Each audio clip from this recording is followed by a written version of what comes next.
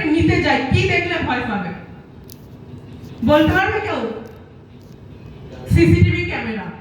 কারণ আমরা CCTV camera দেখলে একমাত্র কিন্তু আমরা ভয় পাই কোন জিনিস নিতে। Yes or no?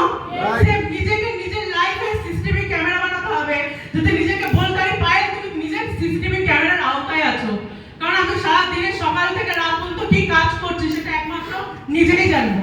এবার নিজেকে যদি সিসিটিভি ক্যামেরা বানাই, নিজেকেই যদি নিজের মধ্যে রাখি, তাহলে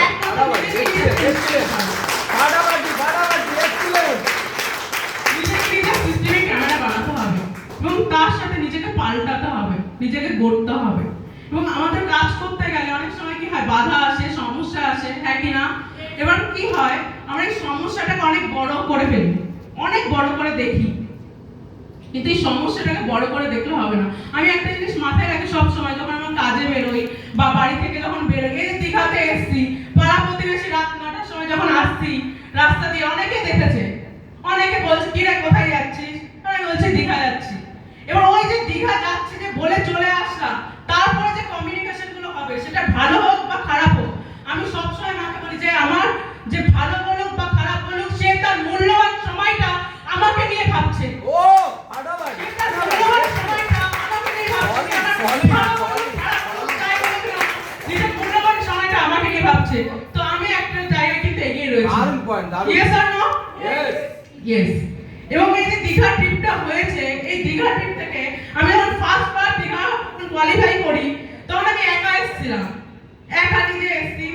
এবার একা আসার পর একা আসার কি মজা, সিনিয়ররা রয়েছে, স্যাররা রয়েছে, সবাই রয়েছে, ঠিক আছে, মজা করেছি। কিন্তু তখন স্যাররা বলেছে যে অমিত দা যে কথাটা বললো যে অ্যাসোসিয়েটদেরকে নিয়ে আসতে হবে, যে অ্যাসোসিয়েটদেরকে নিয়ে আসলে কি মজা, আলাদা মজা।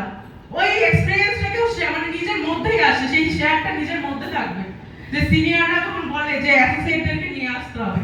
তো এই সিস্টেমে যখন আসি, ফার্স্ট বার যখন দীঘা কোয়ালিফাই করি, তখন একা একা এসেছিলাম। কিন্তু অলরেডি এই যে সিস্টেমে চার বার যখন দীঘা কোয়ালিফাই করি, এই বছরে অলরেডি আমার সাইড থেকে 7-8 জন কিন্তু আমার অ্যাসোসিয়েট এসেছে। ফাটাফাটি ফাটাফাটি ফাটাফাটি, এক্সিলেন্ট এক্সিলেন্ট, 7-8 জন অ্যাসোসিয়েট এসেছে। এবার কি এই যে আমি সবার উদ্দেশ্যে একটা কথাই বলবো, যে আমরা দীঘা ট্রিপটাকে কোয়ালিফাই করি, চলে আসি, এনজয় করি, মজা করি, সব করি, লাস্ট ফিনিশিং এ বাড়ি থেকে রেস্ট করি। রেস্ট করার পরে এই যে দীঘা ট্রিপটা অ্যাকচুয়ালি কি লাইফটা আমরা লিড করে যাচ্ছি, আমরা সবাই ভুলে যাই।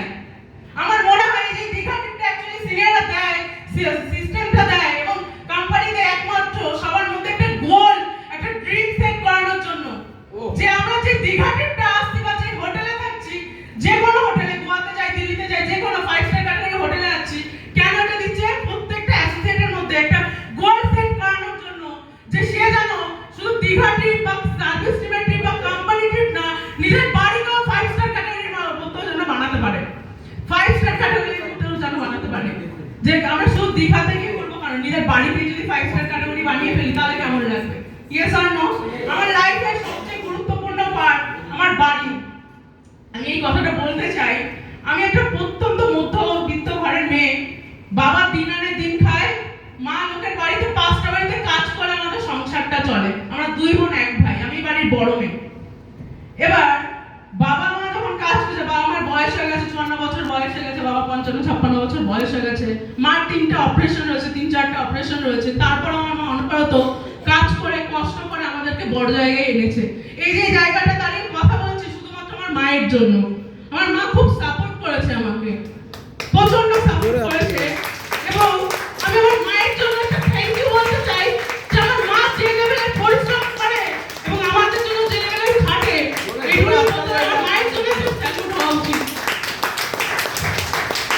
আমার লাইফের সবচেয়ে বড় এক্সপেরিয়েন্স হচ্ছে এটাই। আমার লাইফে বাড়ি খুব স্বপ্ন ছিল, ছোটবেলা থেকে একটা লাক্সারি লাইফের একটা খুব পছন্দ ছিল, কিন্তু এমন একটা ঘর থেকে বিলং করতাম যে বাড়িতে বৃষ্টি পড়লে জল পড়ে, মানে খাটে বাটি রেখে রাখতে হয়, রাত্রে যদি ঘুমাই এই পাশে, যদি ঘুমাই ওই পাশে পিঠ ভিজে যায়, এরকম একটা বাড়ি থেকে বিলং করি। সেই মেয়ে অলরেডি কিছুদিন আগে, আমাদের 3-4 মাস আগে আমাদের ছাদ ঢালাই হয়েছে, ছাদ ঢালাই অলরেডি ক্যাশ 60,000 টাকা আমি নিজে পেমেন্ট করেছি। Excellent excellent excellent. আমার নিচের রুমে তো ছাদ ঢালাই হয়ে গেছে, কিন্তু দোতলার এখনো প্ল্যানিং করে ফেলেছি, মিনিমাম 30 লাখ টাকা দোতলায় খরচা হতে পারে, আসলেই